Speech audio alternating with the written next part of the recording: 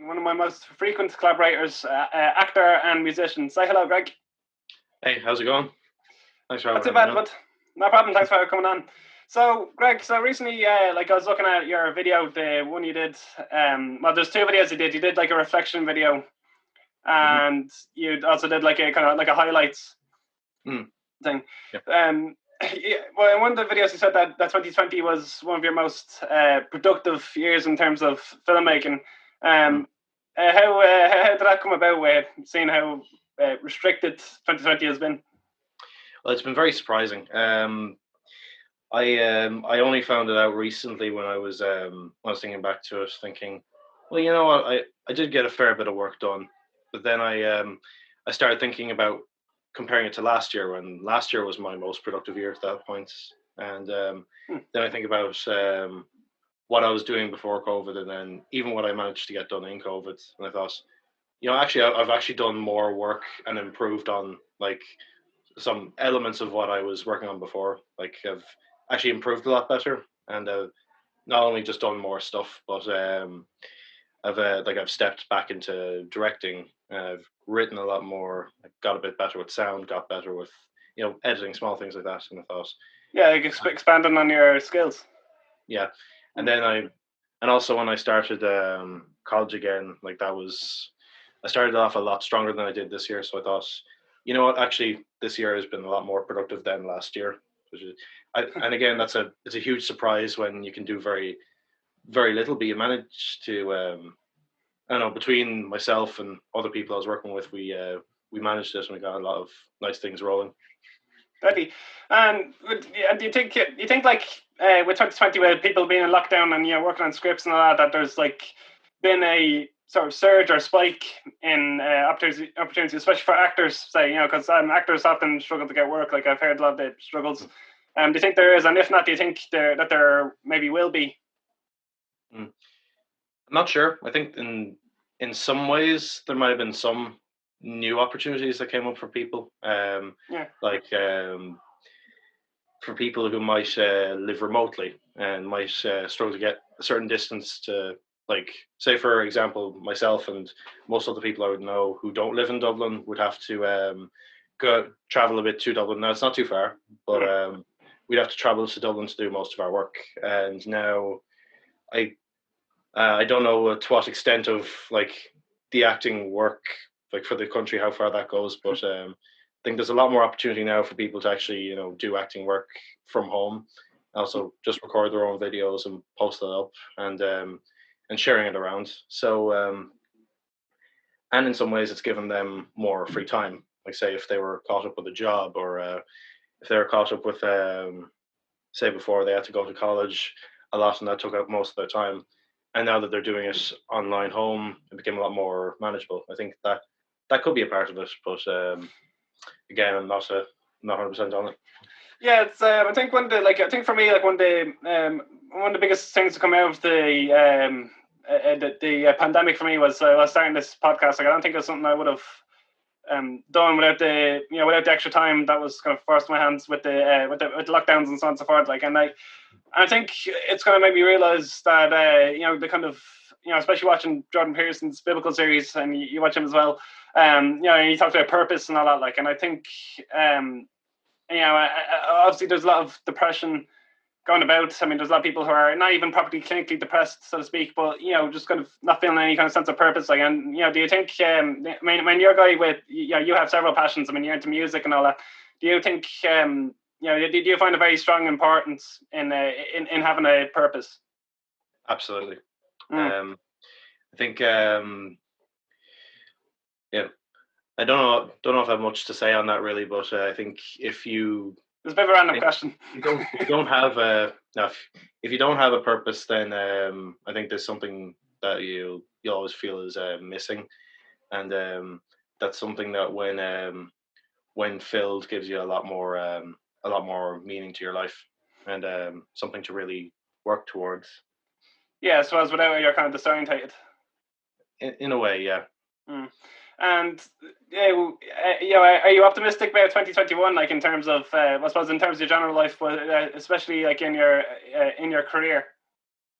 I think so. Yeah, very optimistic about this year. I I think I'm not sure if people exactly believe this, but I think some people kind of felt going into it that oh, as soon as this year is over, um, I don't know if this was the exact sentiment. Some people felt like oh, all the problems of 2020 will go away. It's like no, they won't. They might be they might be declining next year, but they won't be gone next year. Um, pandemic just can't go away overnight. But I think that it will. I think that those problems will become a lot. There'll be less of problems next year because we'll have more time to dealt with them. Yeah, exactly. Yeah, that kind of brings me on as well about the vaccines. Like, there's a lot of talk about the vaccines and all that sort of thing. But like, I'll get back to that in a second. I think it's funny what you're saying there about people thinking that it'll disappear on the 1st of January. Like, I thought that was a popular meme that was going around towards the end of 2020. Like, saying people think that as soon as 1st of January, COVID's going to disappear and all the problems are going to disappear. And then obviously there's the elections as well. And I think no matter what way the presidential elections in the US go, I think there's going to be controversy around it anyway, whether Trump gets back in or whether Biden gets back in. Trump's not getting back in. There's just no way. There's no way of that. To be honest, I'm kind of like I'm a Trump supporter, as in when it comes to Trump versus Biden, I'm for Trump, but I'm not hopeful of him getting back in either. But no, man, he's his legal team lodged over 50 cases of it around the country to mostly Republican districts and courts, and pretty much all of them were thrown out before long. So yeah, it's been certified now, so I wouldn't really. I think he's starting, and Trump himself is starting like some sort of news platform. So like he's definitely not going to go away otherwise. And that'll be entertaining. Yeah, it will be. I mean, to say the very least, I suppose like when Trump got in 2016, I think the Democrats there's many efforts to have Trump impeached, and there's a lot of talk about that and that sort of thing. So I think this will be the very same thing, though. I think Republicans, and especially with how tense things are in America as well. I mean, people are also talking about civil war. And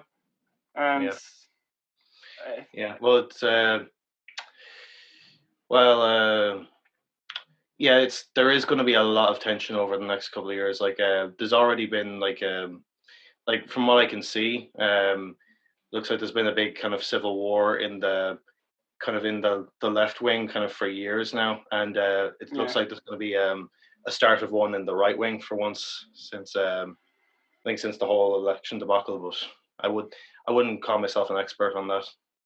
But, and I find as well that a lot more people seem to kind of. I mean, in 2016, like in 2016, I would have called myself left wing, and I think a lot of people were kind of one or the other. And I find now people seem to kind of be more saying, I'm not either, because there's so much tension in the parties. I think there's. But I suppose to be more left wing or right wing, you don't necessarily have to like the parties or the big figureheads of it. I think whether you're right or left kind of stands for some kind of principles where it comes to equality in some areas, or having more of policies on what private companies can do. I think it more comes down to principles with how you place yourself. And I think while I hate most of the or I don't have any how do I say it? I don't have any sympathy or really care for the big Democrats, say Hillary or Biden or Obama, Sanders, they've screwed over the American people every way to Sunday. But I still consider myself more left wing, more because of the some of the ideals in it. But I'd say there's. I mean, I don't think there's any shame in saying you're one way more than the other. And no, absolutely not. I mean, I think from. I'm not citing anything specific here, but I think generally speaking, the left wing seems to be more kind of focused on kind of like collectivism and everybody kind of having a collective responsibility for building a better world. And talking about Stalin's collectivism or something more general. Well, we can have that chat if you want. Well, no, I just meant what I'm asking what you mean by it. Well, no, I think if you look at things like say the climate change, for example. I mean, generally speaking, the right wing don't really talk about climate change much. Like even when like Mike Pence was asked about it in the election, he just kind of not brushed it off, but just kind of said, yeah, we're taking care of that. The left wing politician would be very kind of open, like ready to talk about it. Well, that wouldn't really be a very noticeable thing because Mike Pence barely answers a question directly. Yeah, well, that's an example. Yeah. Well, my point is, like, something like climate change, it does kind of call for like a collective response. I mean, well, the right wing generally calls for more like individualism. It's more like every man for himself kind of attitude, and I don't think either is completely right or wrong. And I think that's basically what you're saying as well. In a way, when it comes to certain policies or certain areas, it's more obvious that they need a certain type of way, and there's not really much of a open discussion about it. But in some ways, like there's examples of one thing working and another thing working. Like say, for example, with the medical system in America, what I think is best, and what a lot of people like myself who consider themselves more socially democratic would be Medicare for all. And when you do all the research in it, you find that it saves more money over time, and it would stop the possibility of people going bankrupt from medical bills. And it's what most of the other like developed countries in the world have. And America is it's the only country where people have actually gone bankrupt due to medical bills. So I'd say in cases like that, there'd be a bit less of a debate, in my opinion, as to what's better. In some areas, I'm not so sure because I wouldn't consider myself an expert and say, like, I wouldn't consider myself an expert in economics or climate science or outsourcing or much of that. But but in some areas, I think to me it's a bit less black and white. But you're right, there is. I think if people realize that there's a middle ground that can be reached where you can say, okay, we'll take some of the. All right, I think Republicans have a good policy for this, take that on. Or if the Democrats have a better policy for this, take it on. But again, it's not that black and white, Exactly, yeah. So it's about making a compromise. And I think in America's case, I think both parties seem to be accusing each other of not wanting to make a compromise. Yeah. And again, that's a bit silly because I know over the last 2 decades, a lot of the biggest or the highest ranking Democrats are actually in some ways a lot more conservative in their governance and do plenty of bipartisan deals, like say Obamacare, for example. Like some people would consider that like Obama's big victory for the people. Like it was written by Mitt Romney, and it was a Republican kind of half measure bill on what should have been Medicare for all, and then people see that as kind of as a democratic thing for the people, and it's not really. But I'm going on a tangent, but just to say, like they've been working across the aisle for a while. Yeah, and like I think you kind of see the same thing, and like I mean, people say like the anti-vax, for instance, like especially the anti-COVID vaccine, like in the Irish media as well, like it's generally assumed to be the far right wingers to be, I suppose, instigating anything that's anti-measures or anti-COVID, or I suppose the conspiracies. And but I think like as you're saying there, it's not quite that black and white neither, because I mean, Operation Warp Speed was was, what was the word I'm looking for? Like championed by Trump. Trump was very about that in the beginning. He was very about like this would be a quick vaccine. It'd be a quick vaccine like you'd never seen before, and we get it out and and it's just now the vaccine is out, and then people are kind of going, well, hang on, and I suppose in some ways that really makes me feel a bit optimistic. I mean, that's not just an anti-Trump thing. That people like I suppose people are kind of being skeptical of the vaccine because of the science behind it. But No, I'm a bit of a tangent myself, but. No, of course, like people have been skeptical about vaccines for a while, and I do understand that. Like I know this, like again, it goes back to like I know the CIA like years back did used to carry out all types of experiments on some people they'd even bring up on across the street, and then they burned all the evidence of it. Like that was the thing. Did that decades ago. So and they told them that it was like oh, it's going to be like a quick medical experiment, nothing bad. And then a lot of people ended up getting sick and dying as a result of it. And it was almost all minorities they brought in at the time. So people were like, oh, okay, well, so the distrust of stuff that's being manufactured by the government to give to everybody, I understand it to an extent, but again, if I was to doubt the vaccine or doubt any vaccine or anything like that, I just need to see the evidence. Because how do I say this? So, like, would you be taking this vaccine then? On the fence about it, but I'm kind of leaning more towards yes, but only if it would only feel right if all the high risk people in the country were getting it first, though. I know we had that. We discussed that once in the comment, and you said, "Well, why would you want to get it at all?" I said, like, the thing is, like, even though I'd be less likely to have long-term bad effects, even if I did catch COVID, I'd still rather not have it. Because again, it's an awful thing, and there is more evidence to suggest that even for young people who get it, there is it can often leave impacts like scarring on lung tissue, something like that. It's not something I want to risk, but again, the people who are more in danger of it should get it first. Absolutely, and I suppose the government are saying that that's their priority is like the frontline workers and vulnerable people are getting the vaccine rollout first. Although I saw an article recently talking about frontline workers. I first saw it as an example in America, whereby frontline workers were refusing the vaccine, and then more recently there's a thing about frontline workers in Ireland refusing the vaccine as well.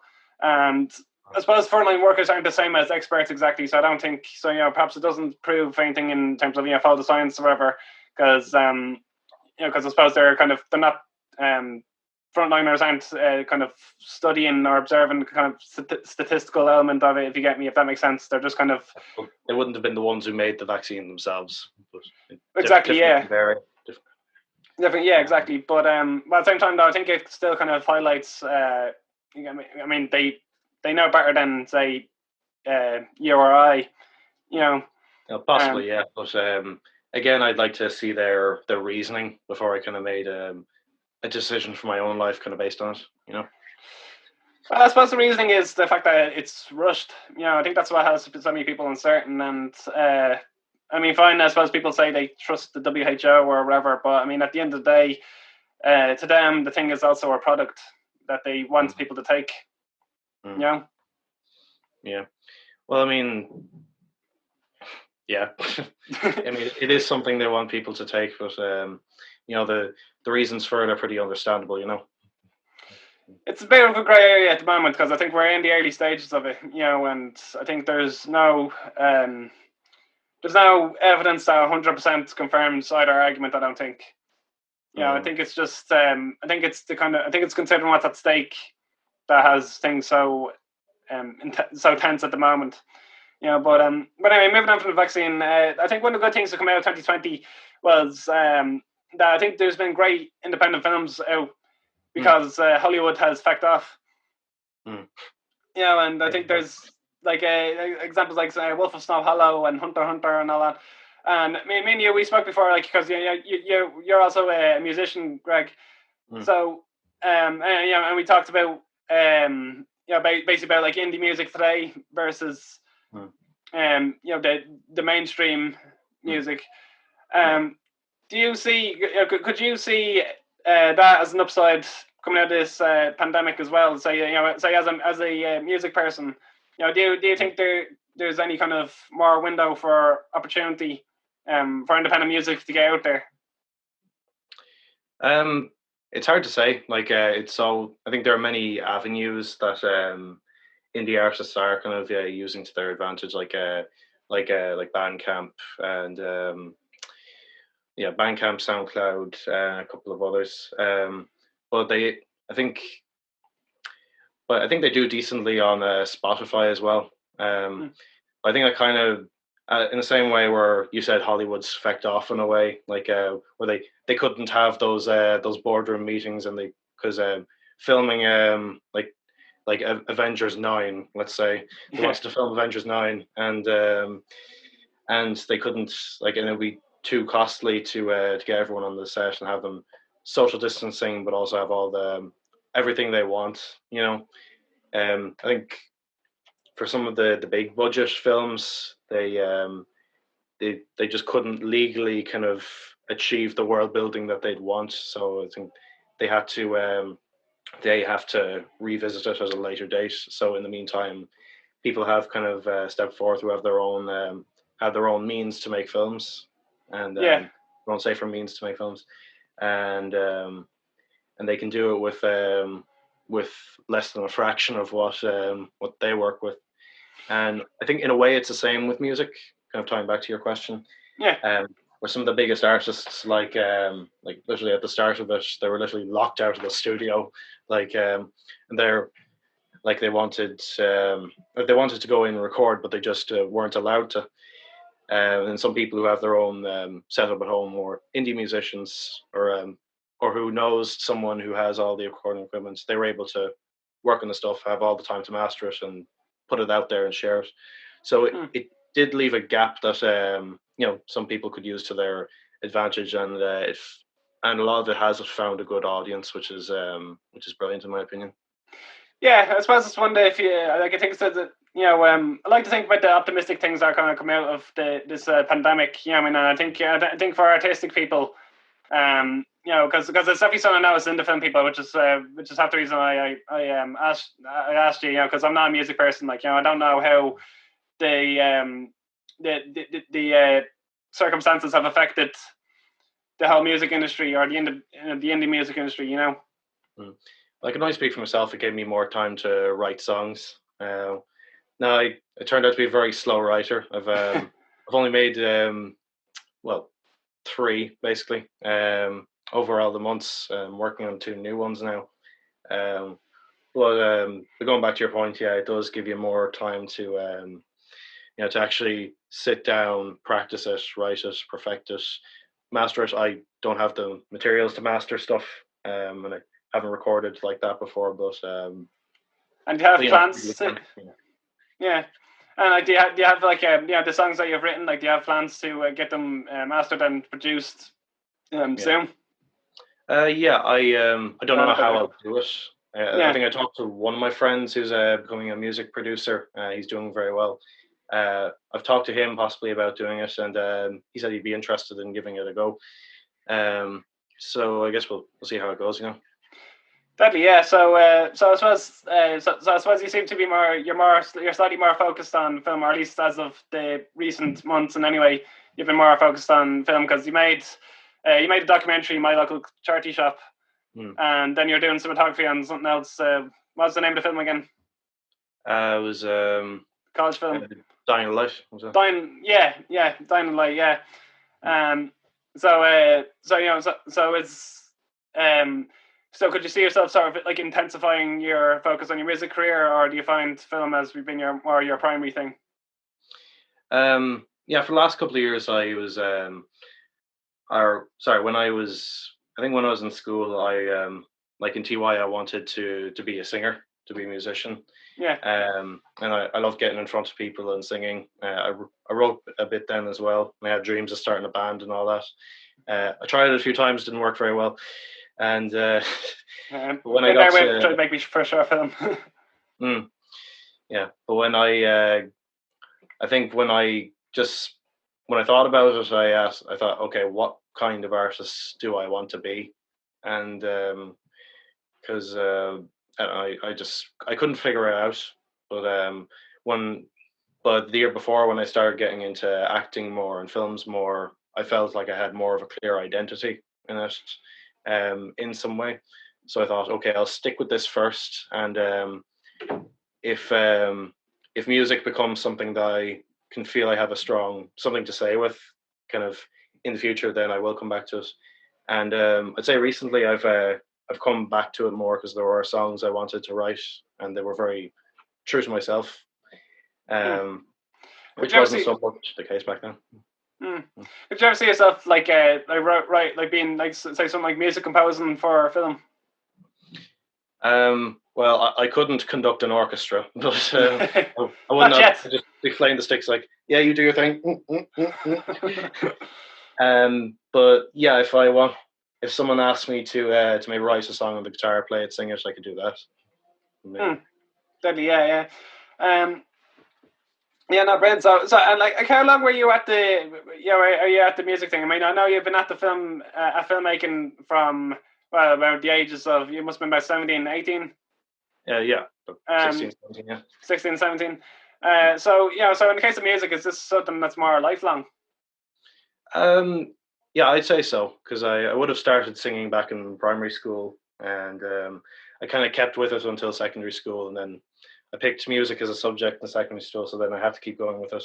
But by then I enjoyed it, and I think, and 3 years ago now I picked up guitar, and I started playing and singing, and haven't looked back.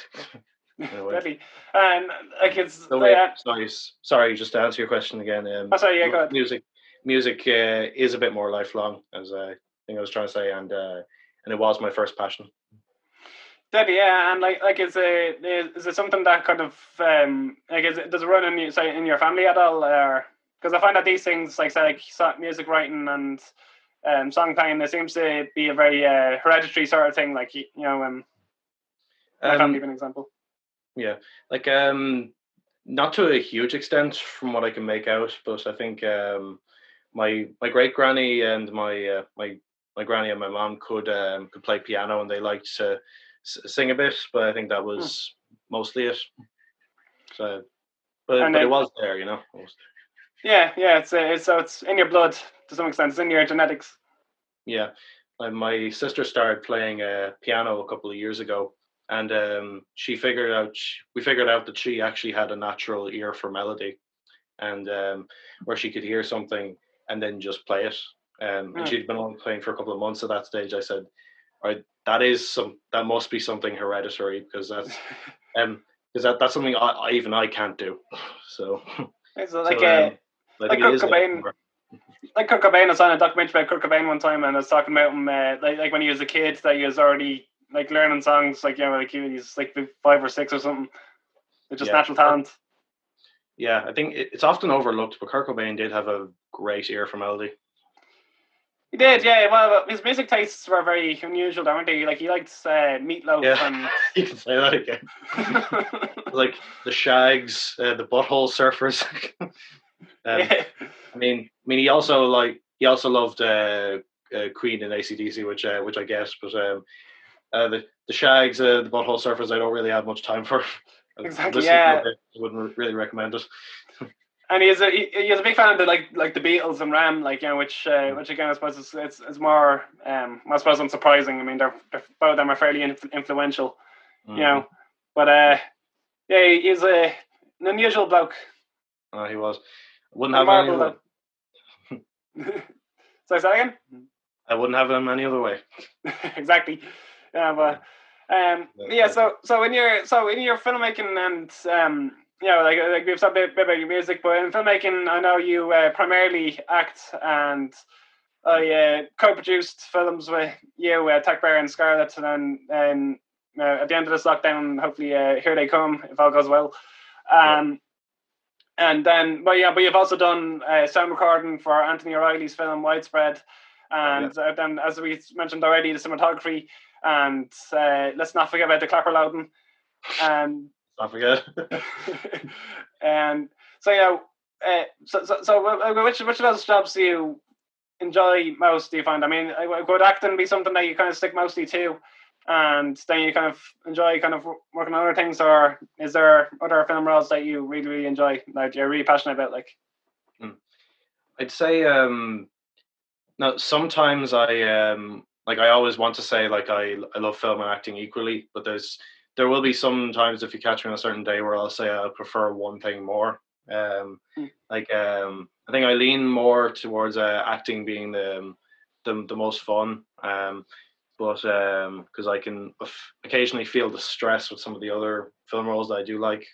But that being said, as you said, I love producing. I love directing. I I don't love cinematography or really editing, unfortunately. But I can do okay with it if I prepare myself. And sound engineering I do like, yeah. Yeah, so I suppose it's mostly I would say with the exception of sound engineering, it's mostly down to like the roles are very kind of leaning on the artistic side of it rather than the technical side of it. Yeah, I'd say so.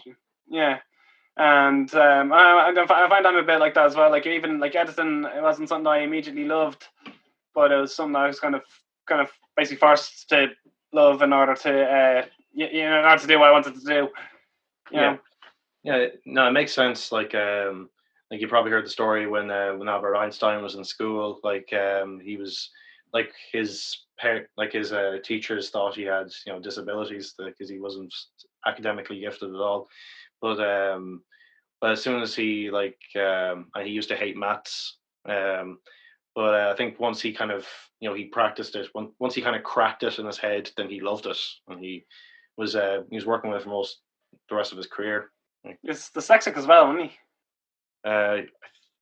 he? I think so. I might have heard that, but yeah, once you crack something, where you I think I wish I could remember this quote, but no worries. I'll try to find it later. But I think once you crack something and you feel so comfortable in something that you can get creative with it, I think that's when a new love can come out of that. Yeah, I suppose that's kind of what I was talking about earlier on as well about the purpose thing. Like I suppose if it's something that you're kind of able to conquer in a sense, Yeah. But go back into the deep philosophical shit. But absolutely. So it's all about, man. Yeah. So well, is there any projects that you're particularly looking forward to in 2021, or like anything coming? Yeah, I'm looking forward to Here They Come.